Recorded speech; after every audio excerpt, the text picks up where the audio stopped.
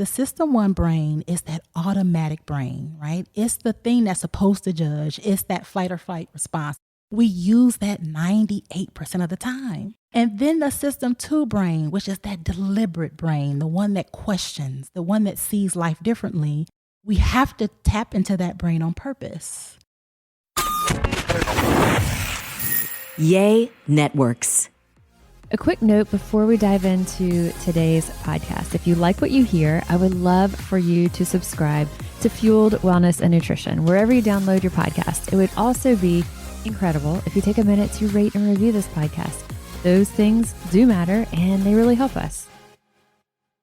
Have you ever just experienced someone's energy, just the warmth, the love, the acceptance that just radiates from them, and you just want to be around it? You want more of it. You want to be able to learn from it and just soak it all in.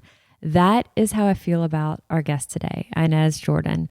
I'm going to share her bio with y'all in just a minute, but everything that is sort of the fact-based, what she's done and what her background and what her education is also equally impressive. But the reason I asked her to join me on this podcast is for reasons that go deeper. To hear and to learn from her perspective and the power of perspective.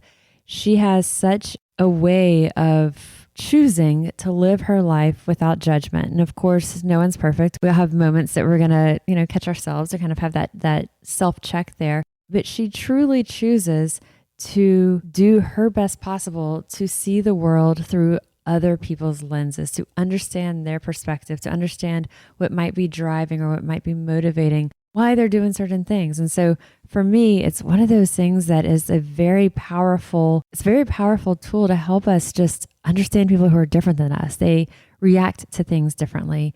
I share with her that while I may feel like I have a heightened compassion for people, and it really, upsets me and bothers me when I see that someone is being wronged, I can easily, when I really look at myself, I realize that, boy, I'm really judging those people who I think were doing the wronging on it. And so what she also shares is all of that is normal, but how can we try to retrain our brains? And she really has some interesting steps and approaches and things that are very specific sort of how-tos to help to train our brain and really exercise our brain like a muscle to understand the initial reaction we may have, and then how to go deeper with this and how to become more patient, more accepting, less judgmental. So all of those are part of the characteristics and the energy that just really exudes from Inez. And I do want to share her background though, because I think it's interesting because Inez Jordan, she's a graduate of the Ohio State University. She has a degree in industrial engineering and computer science. And I think when we think of stereotypically someone who's an engineer or an industrial engineer, that doesn't always go hand in hand with that type of a personality that I just shared with you. Also someone who's just so warm and embracing and just like lives life to this fullest way. And what's also interesting, she has a strong background in theater, and she and I talk about that. And I think that that's an interesting contrast to the education with that, industrial engineering, the computer science background. So Inez has more than 20 years of experience in process design and logistics and labor standards operations. She's held these engineering roles in industries that range from finance to insurance to manufacturing to healthcare. She joined Ochsner Health, which is how I know her, as Director of Process Improvement back in 2013. Through the years, she's been the director of Ochsner's Learning Institute. It really involves designing and providing these learning opportunities for tens of thousands of employees. She's currently the AVP of Diversity and Inclusion at Ochsner Health, where she serves as an advocate, a liaison for our employees and our patients. Inez serves on Ochsner's System Diversity Council, our Supplier Diversity Committee, Health Equity Work Group, and she continues to work with so many teams, individuals on strategy and engagement, team dynamics, and optimizing work processes. And as you're about to hear, there's the educational background, the experience that Inez has as that engineer in things like optimizing work processes, but as much, if not more, I think you'll hear the strength and the beautiful approach that Inez has to understanding ourselves, accepting ourselves, understanding others, and really finding ways that we can bridge so many spaces where we may think there's no common ground. She is just expert and has this instinct for finding that common ground, and also is just incredibly eloquent in helping to share that with us and helping to guide us through the power of perspective. All right. So Inez, I have been looking forward to having you join us. I've heard you speak and present many, many times throughout our time at Ochsner, and I have always loved experiencing your energy, the love that you bring, and the humor that you bring. And I feel like there's so much that I want to learn from you, and I think that our listeners can learn from you. Thank you for having me. Yes. And if you think about that lens that you see the world through, so I'll use that as an introduction to myself. So how do I see the world?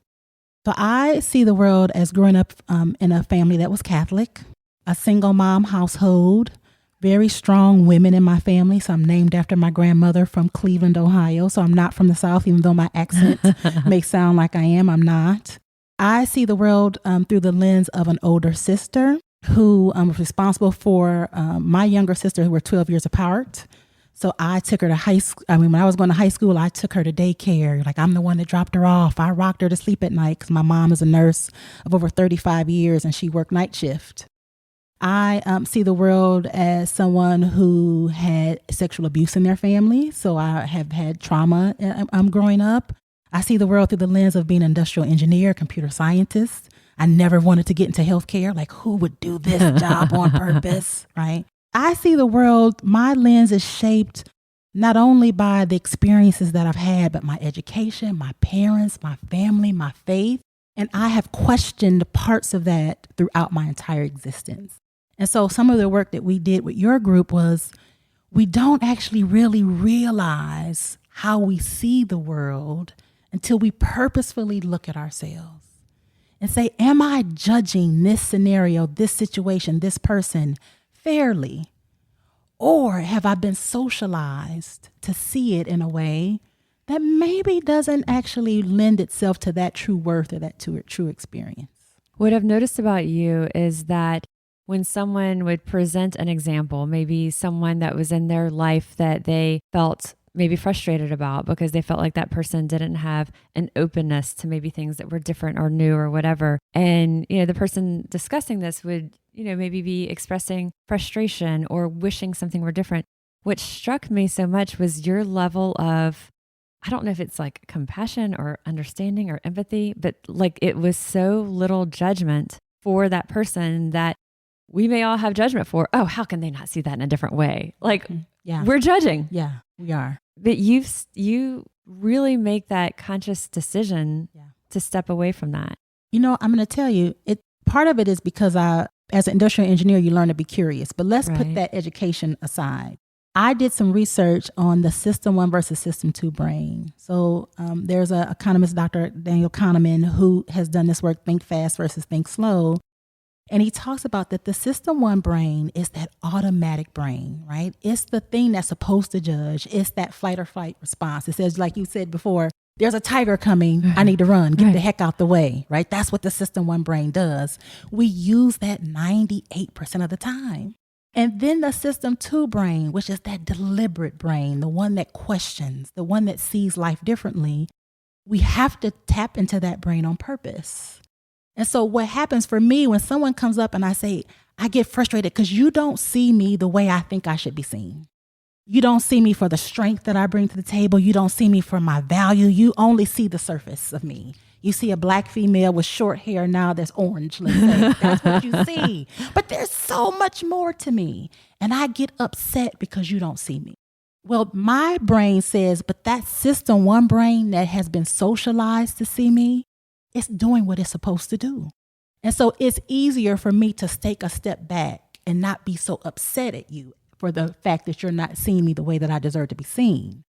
And say, okay, how then do I help tap into that System 2 brain to get you to see me a little bit below the surface? And you say that System 1 brain, which is judgment, yeah, is it's the common reaction. It's the standard reaction or the normal reaction. Mm-hmm.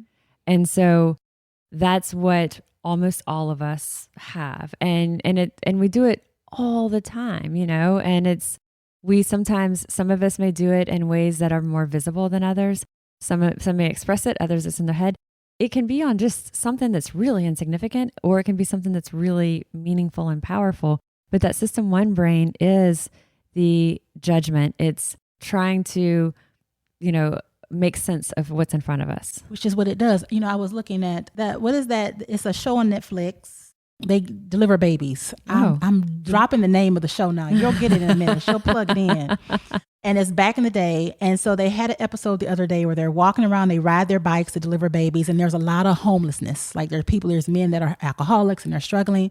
People are like, get them out of the neighborhood. Like, what are they doing? Like we need to push them away. And one of the characters on the show says, those could have been veterans. They could have served our community. We don't know anything about them. But that system 1 brain, if we see people like living under bridges, it's normal to judge them. Like, how did they get there? I can't believe this. This is a stain on society. And if we stay there, then we lose the ability to not only connect to another human being, but to bring our best selves to a situation where we may be able to help, or at least allow space for people to live in whatever state that they're in. You said the key is to move past that initial trigger. So moving past it and realizing in that instance that we are in that judgmental brain. And a lot of times we may be making it really more complicated than it is. But how do we explain? Okay, so that system 1 brain, I think, is very relatable to a lot of us. Yeah. Tell us what the system 2 is. How is this different? And how can we get there? How do you get there? Okay, so we're going to borrow some work from Cy Wakeman here. And what she says is, she calls it different parts of the brain, but I like system 1 and system 2 better. You can't be in system 1 in that judgment brain, which we're so good at, and then system 2, that curious brain at the same time. And the way to help you trigger yourself to system 2, which is toggle to a higher self, is to ask yourself a question. So let's say I'm riding down New Orleans and I see people sleeping under Claiborne Bridge and my system 1 brain kicks in. I can't believe these people are down here. How dare, why did they? And I start making up all this story. Then the one question I can ask myself, for instance, is, what do you know for sure? On anything. On anything. What do you know for sure? That could be in a situation where your boss comes to you and they're like, I need to have a conversation with you at 4:00. And your brain starts to say, oh my God, what does Molly want? Why am I in trouble? What did I do wrong? It says, stop. What do you know for sure? And when you ask yourself that, you'll say, okay, my leader wants to have a conversation at 4:00. That's what I know for sure. Right. That's it. That's it. That's it. That's it. And I think if we relieve some of the pressure of our brain trying to paint the picture, right? Like it wants the full story in the first 2 seconds. And that's not, you can't do that, right? You don't need it. Let's take a minute to share about Caraway Home, partner for this week's episode. Caraway Home's non-toxic cookware and bakeware collections are made with a ceramic coating. All are made without any toxic materials. And that ceramic coating means a naturally slick coating so that you don't need much oil or butter or really no non-stick cooking spray at all. We love our cookware. The pans heat up quickly. They cook evenly. They're incredibly easy to clean. They're also available in a variety of colors, and even the color palette is elevated compared to traditional kitchenware. Visit carawayhome.com/fueled for 10% off. This deal is exclusively for y'all, our listeners. So visit carawayhome.com/fueled or use promo code fueled for 10% off at checkout. Caraway, non-toxic cookware made modern. So tell us more about the System 2 brain. So Okay. we're saying, and you mentioned Cy Wakeman. Cy Wakeman is an author. She does a lot of work around, HR and Ego. No Ego is a Yes. book that we read that is, it's really great. She's tough. She is. She is. I like her. She's down to earth, like straight to the point. Yes. What are you doing here? Get on board or Right. get out. I love it. Right. Yeah. Yeah, she's tough. So what do I know for sure?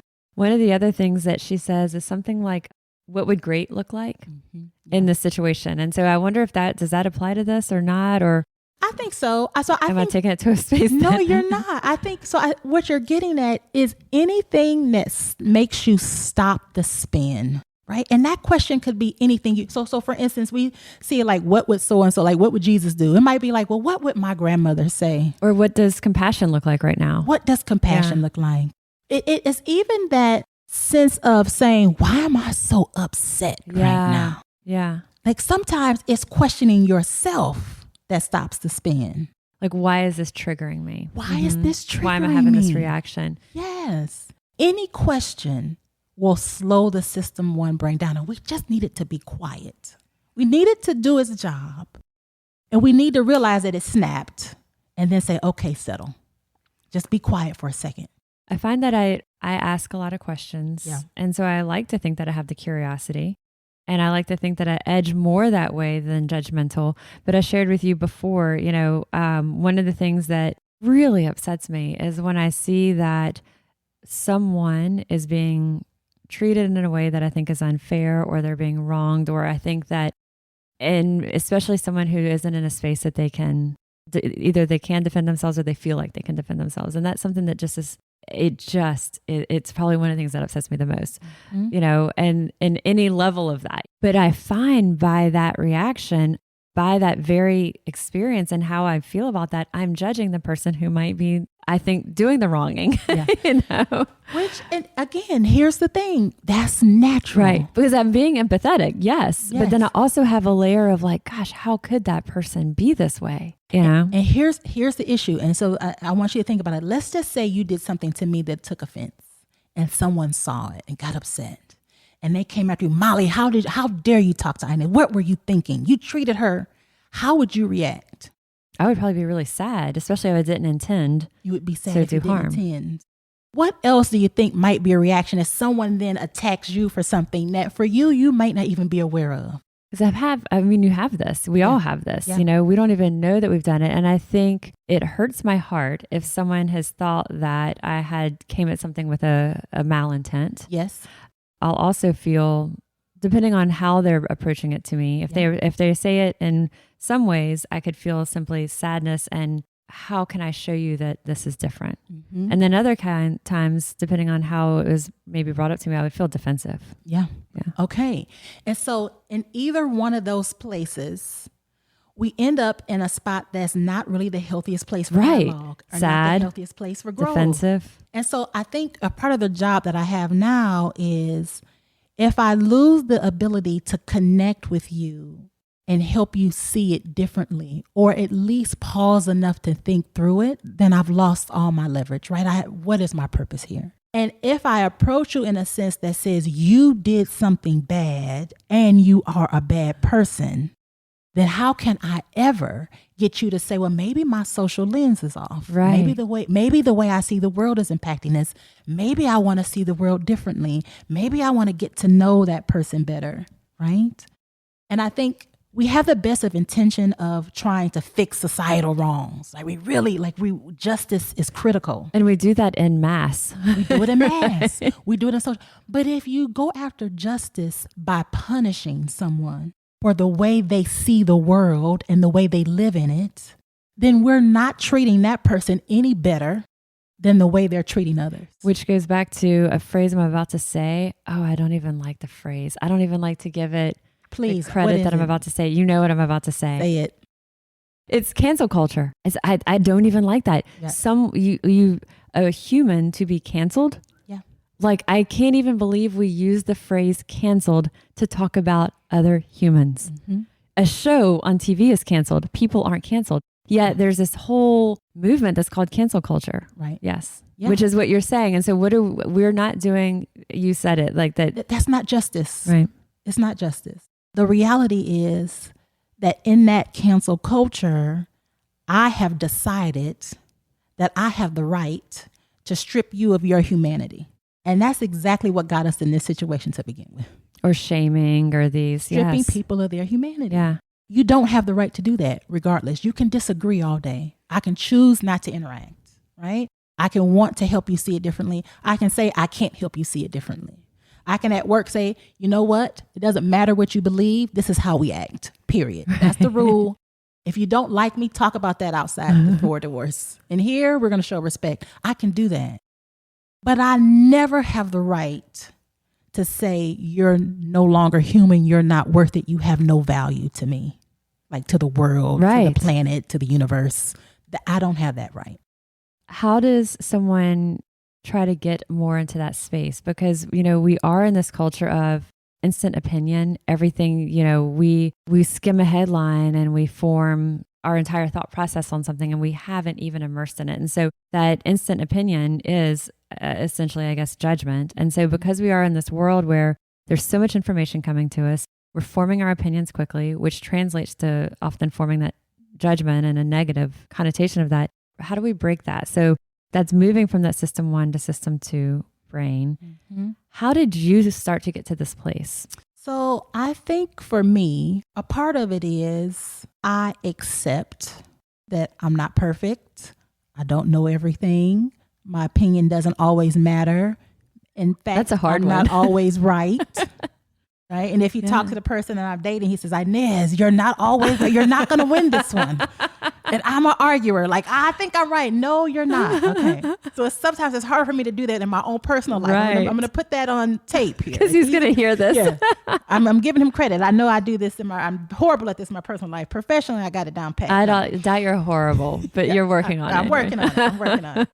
When I realized or accepted that I can be loved and valued even with all of my flaws, and that people in front of me, every single person is going to have a flaw, it became easier for me to not be so judgmental. Because a part of my life has always been, how do you look? How much do you weigh? You're overweight. You're not tall enough. You're not this enough. You're not light enough. And so I've grown up thinking that the world is judging me at all moments. And when you walk through life that way, that's a heavy burden because you're always then trying to please this other thing that really doesn't exist and doesn't deserve power. And so when I start to say, okay, let me kind of control or take control of how I think about my own flaws. And a lot of the things you just said are not flaws. They simply are you. They are me. But my System 1 social lens for 45 years has been, there's something wrong with that. Right. You should be better. You could be this. You need to do this, right? But the reality is, like you said, we all have flaws. The list that you just ran through, we'd listen to it again, but I don't know that any of those were true flaws.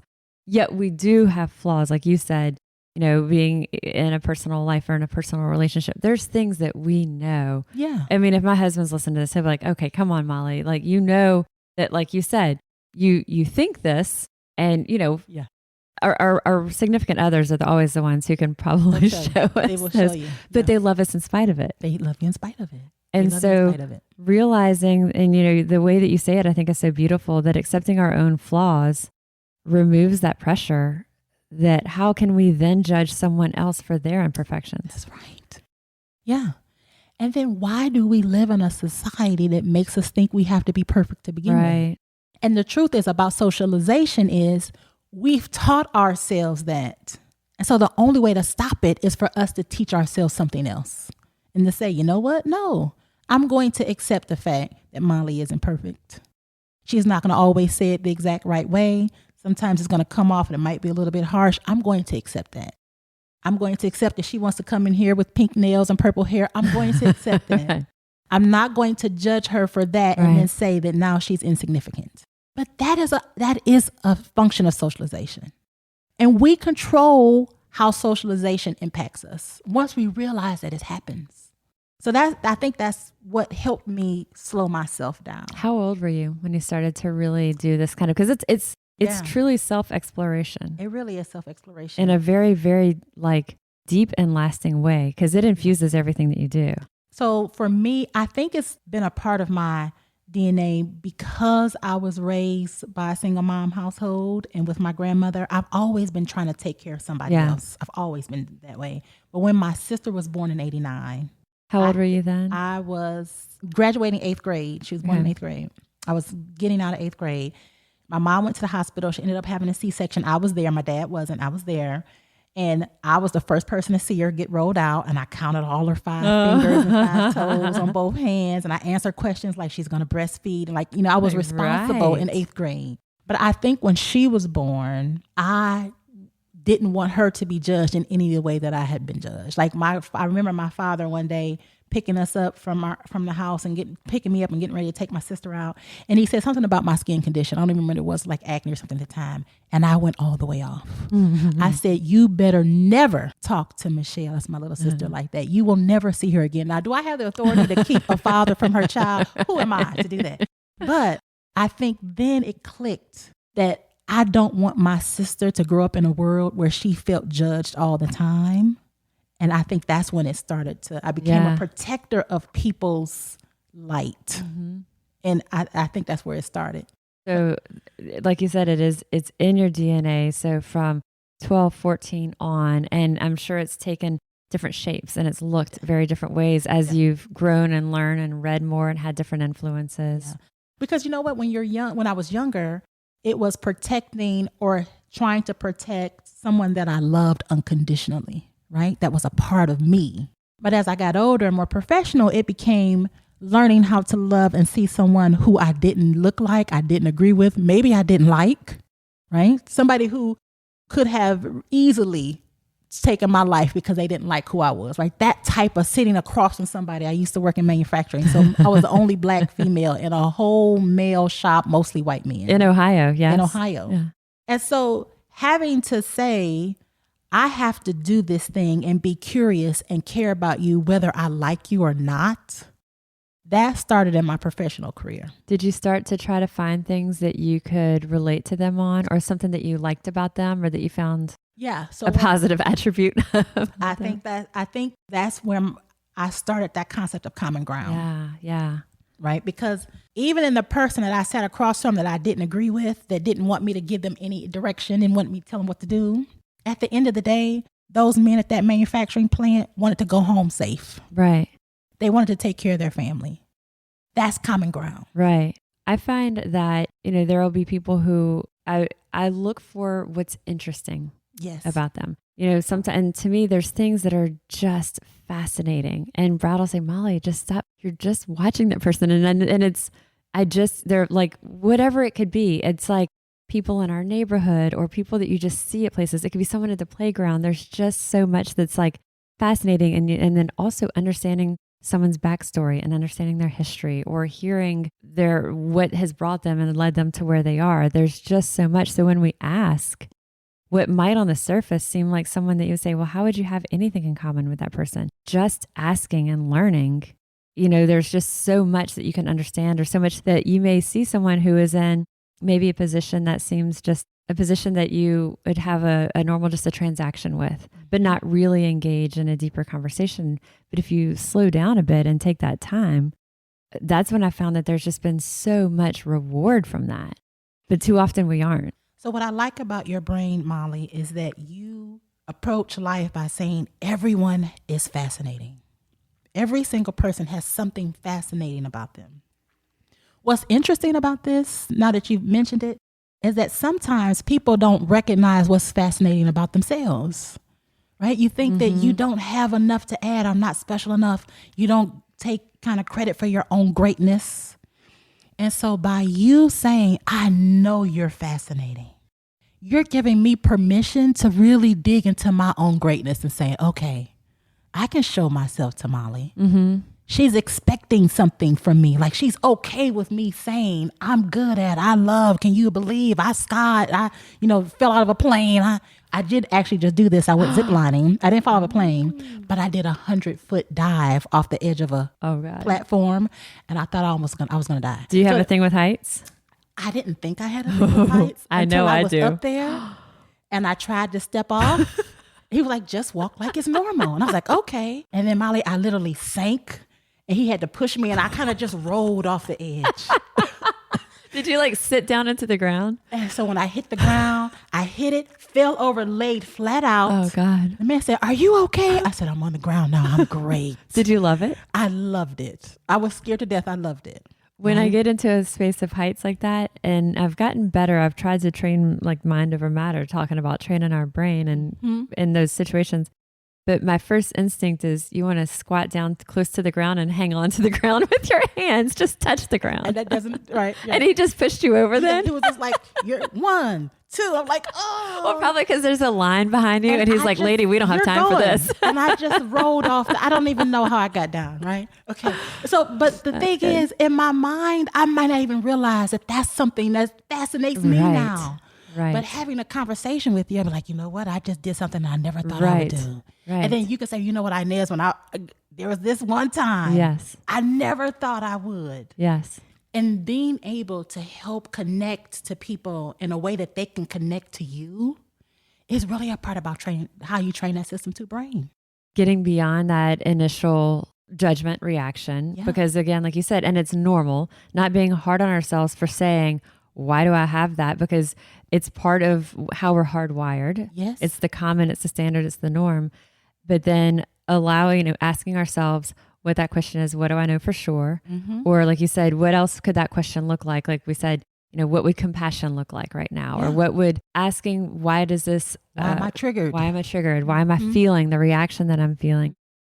Let's take a minute to share about Nutrafol, sponsor for this week's episode.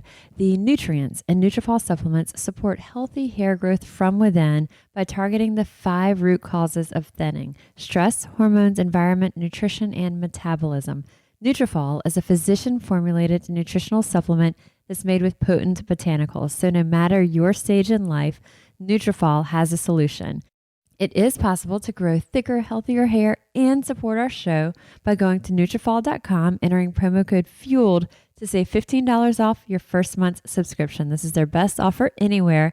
It's only available to U.S. customers for a limited time. Plus, free shipping on every order. Get $15 off at Nutrafol.com. That's spelled Nutrafol.com, promo code FUELED. You also talk about, when we talk about seeing how we see the world and kind of our own experiences that have shaped our view of the world, and how we're then seeing ourselves and, seeing, like you said, accepting the flaws that we have also help us to not judge others when we see their imperfections. Because how can we say, oh, look at him, he's so whatever it is, fill in the blank. Well, we've got other things ourselves. I'll say my husband is pretty good at like stopping that. It was a group at work that we're always everyone at Ochsner is always trying to get things approved through this group. I said, I feel like they're always pushing back. Yeah. And he said, well, that's because you're always pushing them for more. I said, you know what? That's true. That's true. That's true. But I'm just bitching. Right. God, why do they always push back? Mm-hmm. And when he said that, I was like, okay, that's yeah. And it gets you to stop and think like, wait a minute. That's what that person's experiencing right now. And not just from me, but from everyone. From everybody. Yeah. Yeah. And so you also talk about, trying to see ourselves through the eyes of those who love us unconditionally, which is sort of all these. And we do that for others. So why not do that for ourselves? Yeah. I think it is amazing, just basic human nature, how we can judge ourselves so easily. Like that, the negative part of that brain of how you see yourself, what you see when you look in the mirror, right? And that reflection that comes back to you, it's so easy for us to point out all the things that we think are wrong. Where do we get that from? Where we don't look in the mirror and say, I'm a kind person, or I have creativity, I'm a go-getter, I like exercise, we don't normally do that. And so that's the part that is fascinating. Yeah. Yeah. Because regardless of what culture you're in, what race you are, what ethnicity, what's your nationality, that's something that is kind of consistent throughout human. Yeah. Like that's who we are as human beings. Yeah. And that's fascinating to me. Yeah. And that we can hone in and zero in on the things that we think are less than. Yeah. Yeah. Whether they are or not. All those things you rattled off earlier that I was like, well, you're saying these aren't flaws, but they're just things. They're just things. And we can zero in on them as a negative. I'm interested about a couple of things. It's not really related to this, but I wonder if it had an influence with this, because you did a lot of theater growing up. Do you think that also maybe helped in some of this way? Or maybe did it help you with being able to express these feelings and these thought processes better? Yeah, I think anytime you can tap into different parts of your brain, it helps you, right? So for me, theater, and I was in musicals growing up, it allowed me to be creative, right? It allowed me to question if someone says the sky is blue and I want to say that the sky is green, for me to give myself permission, because in drama, that's what you do. Right. You think and you pretend and we're Right. underwater and we're in seas and we're like, it's not real. And so to be comfortable with saying, I can look beyond what's right in front of me. What's face value? Yeah, right? You want to see that other dimension, that thing that's hidden, that piece of art that people aren't looking at. And I spend a lot of my time, I just realized this when you asked me the question, I spend a lot of my time at Ochsner on individuals reflecting something back to them that they're not seeing for themselves. Like being able to reflect to say, you, like right now, you have a magnificent spirit, right? I don't know you very well, Molly. We've only met a few times. But what I do know about even preparing for this is that you're creative. You have a creative mind. You're logical in thought. You enjoy connecting with others. You're willing to be vulnerable in order to do that. You care a lot about society and health, right? And disparity. You're trying to make a difference in the world. And that greatness and that purpose in life does come with a lot of pressure and a lot of responsibility. And so seeing that in you makes me then want to connect to something in myself with purpose. Yeah. Which And I think you do every day. Right? Am I Yeah. kind of leading the life that I want to live? Am I Yeah. doing the most that I can? And even when I fall short, am I okay with that because I'm human? Right. And then maybe I'm tired and I need to go jump off another bridge somewhere to like give myself a break. And if that's what gives you a break, then that's saying something. But maybe that's what I need to do. I think the work that you do in your personal life, the work that you bring to Ochsner as an organization, I think you're every day, so many interactions, you're making such an impact. I think you're just bringing so much into it. I appreciate that. Yeah, I love it. Like I literally just I hang on to every word. I'm like, it's so I guess our takeaway for our listeners is just like we put other things into practice, just like we train our bodies for things, we're going for a walk to, declutter our minds. We looking at training our brain as its own entity. It's its own entity. That we do have control over it, of our reactions, of our feelings, because we don't think that we do a lot of times. Yeah. Do you still have instances that you have maybe certain people or certain circumstances that just leave you feeling, that frustrated feeling we had as kids when something was so out of our control and you were just told that this is the way it is and you had nothing that you could say about it? To me, that's a horrible situation to be in. Yeah. And sometimes, do you have those feelings now, or anyone in your life that leaves you feeling like that? Or even absolutely. in a professional space? Oh, yeah. How do you deal with it? What do you do in your mind for this? So I talk about this with my colleague who's also in our department. She's an ABP. And I tell myself that one step closer is better than no step closer. Say this again. So one step closer I have a few of is these right better now. than no step closer. One step closer is better than no step closer. So then that means for me, when I get into a situation where it's a hard no, I can't influence, I don't have enough power, which power means the ability to get things done. I can't get this thing done. And I have to let go of it, even if it's personally attached to like my own moral fiber. I have to remember that this one thing that I couldn't move on doesn't negate the other 6 things that I can make progress on. Because if it's an all or nothing, we're never going to get anywhere. Right? It's never going to be an all or nothing. And there are some people that are some situations that we will never address in our lifetime. We might not ever make it better. Or people. Yeah. But there's a whole lot other that we can. Yeah. And so I have to give myself permission to fail, right? Like, all right, didn't work, failed miserably. Okay. How do you, when you have an interaction with someone who's just unpleasant? Yeah. And yeah, we talk about our system 1 and our system 2, and your system 1 brain goes into that judgment mode and like, God, why are you such a jerk? But then your system 2 brain is like, well, no, this is legitimately, this person was being hateful. This person was being in whatever way, How do you, it's hard for me sometimes to separate that and to maybe separate that. I try to remind myself that I don't maybe dislike that entire person. But in that instance, it's hard. It's hard. So I think there's a couple of things for me here. Is you can still tap into your system 2 brain and be curious but hold people accountable for their actions and their behavior, especially at work, right? You can do both. You can recognize that you had a trigger the first time. You can allow yourself to just sit in that space and really get close to what's really happening. And then you can prepare yourself for a difficult conversation that says, okay, that behavior, that tone, when you spoke to me this way, that was unacceptable, right? That crossed the boundary for me. Here's why. Help me understand why you approached that conversation that way. Did you recognize that when you started off that meeting, how many people withdrew from the table, right? They all sat back and just didn't give their input. I think what happens is we get that trigger, we accept that something's wrong there, and then we stop. Mm-hmm.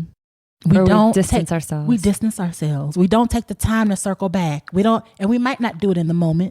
Because one, if I'm emotionally charged in that moment, you gotta wait. This is not the right time for me to have the conversation, right? My Cleveland, Ohio girl comes out, right? My brain is like, oh, I'm going, like I could fight them in the street. I got to give myself time. I had 2 times this week that I guided our team. I said, it was actually on last Friday. There was one in particular. I said, wait until Monday. Just let it sit. That's knowing yourself. Wait until Monday. Yeah. And then we can come back. Yeah. But sometimes, especially with the social lens thing, I could be behaving in a way that no one has actually called me on because I've been allowed to do this for this many times. And no one's saying that that's not okay. Right. And so a part of our responsibility to each other is saying, okay, I do want to understand and I'm still curious. You might not share to me why. That's your permission. You may, like Inez, it's none of your business. I don't want you to know my back story. I don't care if you know about my social lens. But that doesn't mean that I can't say, okay, I'm curious. I want to know more about you. And this behavior is not in line with our values. It's not in line with how we run our teams. It's not in line with excellence. It's not in line with inclusivity. And we have to, from a Cy Wakeman standpoint, you got to get on board. Mm-hmm. You don't get to be here and not be on board and not tell me how you're going to get on board, how you're going to treat the team with respect, how you're going to change the way you verbalize your opinion, how you're going to not attack someone else for their own idea. Right? You have to figure it out. Part of it is not to just distance ourselves, not to just pretend it doesn't exist, address it. I think of a few conversations I've had over the years where I had some interactions that really took me off guard. And I've shared with them, hey, that really hurt my feelings. Mm-hmm. And that was, I think, one of the best things I could have said in that, because immediately I kind of felt defensive. But then I realized, well, no, I thought maybe I had an understanding here, and that kind of came out of left field. So to express it in that way. And some of the things that the way that Inez said it is also not accusatory, but also, hey, here's how this left me feeling, you know? Yeah. What are some of your favorite books? You know, and I'm putting you on the spot, but we can also link to some of them in the episode notes. Yeah, that's a good question. I do so this is on the team development side. We've brought this into OLI before, but I do like Unleashed. Who wrote this?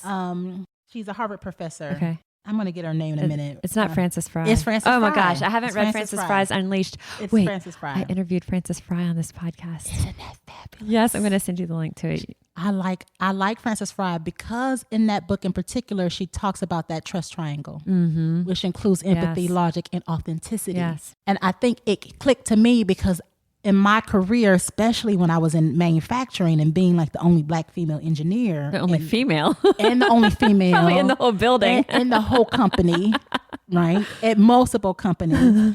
I was always thinking about how do I show up in a way that made other people comfortable. Yeah. And so I didn't really tap into my authentic self until I got older. Mm-hmm. And so that helps me like, okay. And I think the other thing I like about her book is it says it's not about you as the leader. Yeah. Yeah. And if you can get out of your own way, that helps you. We'll link to Frances Fry's Unleashed. And I do like that book. I'll also link back to the podcast that I did with Frances Fry. I'm reading it now. I can't even think the name of the book, but it's about habits. Okay. And it's about how do you break a habit. Mm-hmm. That book I actually like. And so one of the examples they give in the book, and you'll splice this in some kind of way, but it talks about we want immediate results, right? We're looking, so if we say we're putting all this energy into something and it's not changing and we want to quit, we quit and we don't give it time. And Is talks it about Atomic Habits? Atomic Yes. Habits. You're the third person in 2 weeks to talk to me about this book. Atomic Habits. I just Googled it because I was like, book about how to break a habit. Atomic Habits. Atomic yes, Habits. I'll link to that. And the thing in the book that I like the most is it gives you an example about an ice cube. And it talks about how do you melt an ice cube, and you put all this energy into an ice cube, but it doesn't happen until it gets to a certain degree that the ice cube starts to melt. It doesn't mean that all that energy was wasted. You just had to build it up and for it to That's for it such to a melt. great example. Yes. So I like Atomic Habits. Yes. I like Okay. Atomic Habits. I'm going to link to these. And then what I'd love for you to think about is if there's something that's sort of, I don't know, maybe a technique or something that's a specific area of focus that you're like, you know what, that would be really fun to dive in for another podcast. I'd love for us to do it, you know, because this is sort of, as I came into this, my husband said, well, what's your podcast with Inez about? I said, I'm not really sure. That's how who knows? I said, but it's her perspective. It's how she sees, it's how she lives with this, you know, the training her brain on recognizing if she's feeling judgment and changing that response. Mm-hmm. And how can we start to be aware of this and start to change that too? And I said, I'm going to get better at how to say that before I interview her. But it truly was like, it's almost something you can't put your finger on. Mm-hmm. And that was why I said, hey, Inez, I would love to have you on. And so as there's other things that are like, hey, Molly, even if it's, let's talk about Atomic Habits, because I love talking about different books, and it's more fun talking about a book with someone else. Yes, it is. Yes, that's very true. So I am down for that. If you want to do that. I'm down for that. Okay. Yeah. And then it would also make me read Atomic Habits, which, like I said, you're the third person in about a 10 days span to tell me about it. Yeah. Thank you so much for sharing your time. Absolutely. I love it. Thank you for having me. This is a blast, and we'll revisit it soon. All right. I've been so looking forward to having Inez join us on this podcast, and I loved every bit of it. I know that you did too. I'll include the links that we talked about in the show notes of this episode, and let me know what you think. What are some of the things that Inez shared? Maybe some of it is, you know, areas that you'd already been working on, and this helped to reinforce it, or maybe give you some more ideas on how to implement or how to navigate a specific behavior change or thought process change. Or maybe some of this is entirely new. I know for me, there's ways that she has explained things that I haven't thought about it that way before, and ways that, you know, understanding ourselves, understanding others, accepting spaces of ourselves that really do help us also understand and embrace others as well. So always, I want to hear what you think about it. You can always reach out to me. I am registered dietitian Molly Kimball, and you've been listening to Fueled Wellness and Nutrition, the podcast. If you'd like more Fueled Wellness and Nutrition, please head over to mollykimball.com, and you can follow me, Molly Kimball RD, on Instagram, Facebook, and Twitter. If you haven't yet, please go to Apple Podcasts and subscribe, rate, and review this podcast. Join us next week for another dose of Fueled Wellness and Nutrition. Thanks for listening, and stay focused on living your strongest, healthiest life.